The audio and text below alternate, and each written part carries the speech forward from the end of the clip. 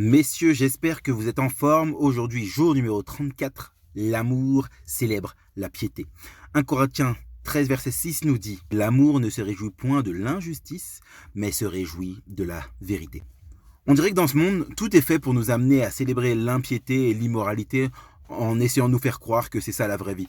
Que ce soit des collègues qui ont des discussions immorales ou bien qui disent « Oh, c'est pas si grave de faire telle ou telle chose. » Ah, moi, c'est vrai que j'ai une autre copine à côté, mais voilà, c'est pas si grave ou des choses comme ça. Que ce soit à la télévision, dans les séries ou des films, l'immoralité va grand train.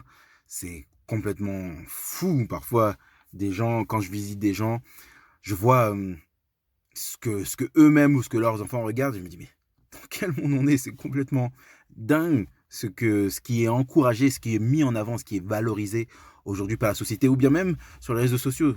Vous savez, il n'y a même pas besoin de parler longtemps par rapport à ça.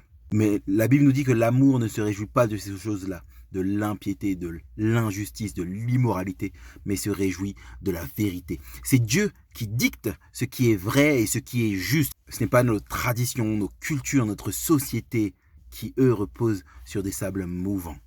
Se réjouir donc de la vérité, de la piété, de ce qui est droit, de ce qui est juste, de ce qui est pur. Qu'est-ce qui vous amène à vous réjouir le plus chez votre femme? Qu'est-ce qui, chez elle, vous amène à vous réjouir le plus? Est-ce que c'est la voir conduire comme un vrai bonhomme en insultant ou en méprisant tous les traînards qui sont dans la rue devant elle? Ou bien est-ce que c'est la voir pardonner à quelqu'un qui lui a fait du mal? La voir ne pas se laisser faire lorsque quelqu'un passe devant elle dans la file d'attente? Ou bien la voir batailler contre son ego pour choisir de passer au-dessus d'une offense? Vous êtes l'une des personnes qui a le plus d'influence, si ce n'est la personne qui a le plus d'influence dans sa vie. Comment utilisez-vous cette influence pour la conduire à être toujours plus proche de Dieu par vos éloges et vos encouragements? L'amour se réjouit le plus des choses qui plaisent à Dieu.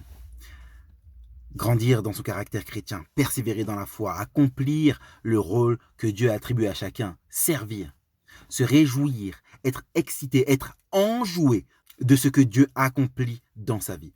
Regardez l'exemple de Paul. Dans 2 Thessaloniciens 1, versets 3 et 4, il nous dit « Nous devons toujours remercier Dieu à votre sujet, frères, et il est juste que nous le fassions.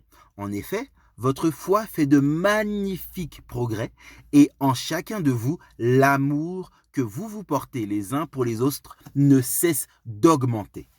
Aussi, exprimons-nous dans les églises de Dieu notre fierté en ce qui vous concerne à cause de votre persévérance et de votre foi au milieu de toutes les persécutions et de toutes les détresses que vous endurez. » Paul y dit, nous on va dans toutes les églises et on se réjouit et on dit à quel point on est fiers de vous à cause de la persévérance et de la foi que vous manifestez au milieu de toutes les persécutions que vous vivez. Il dit que votre foi fait de magnifiques progrès et nous, on se réjouit de voir l'amour qui grandit sans cesse en vous et cet amour que vous portez les uns aux autres.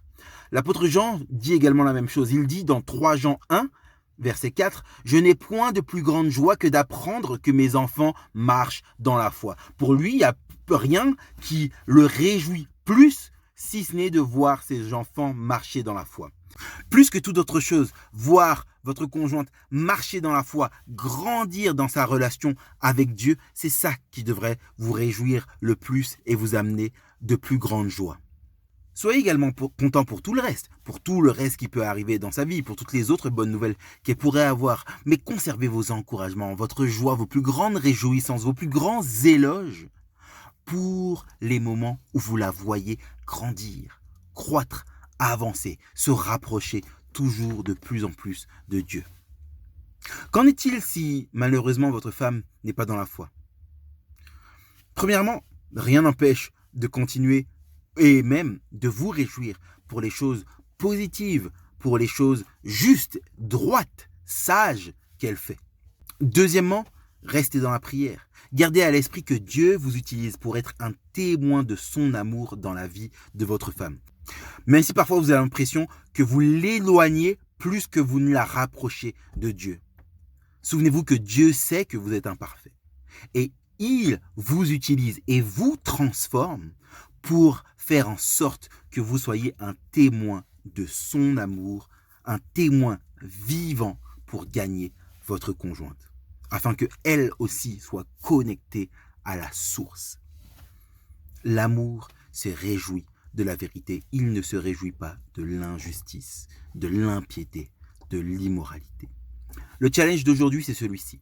Y a-t-il récemment quelque chose que votre femme a fait qui va dans le sens de la piété, de la droiture, de la justice, de la vérité? Prenez le temps aujourd'hui pour l'encourager, pour lui montrer à quel point vous êtes fier, comme disait Paul, de la voir grandir dans sa foi. Le rapport, c'est celui-ci. Sur quoi avez-vous choisi de l'encourager? Deuxièmement, comment pouvez-vous faire pour qu'elle persévère là-dedans? Bon courage à vous et à demain si Dieu veut.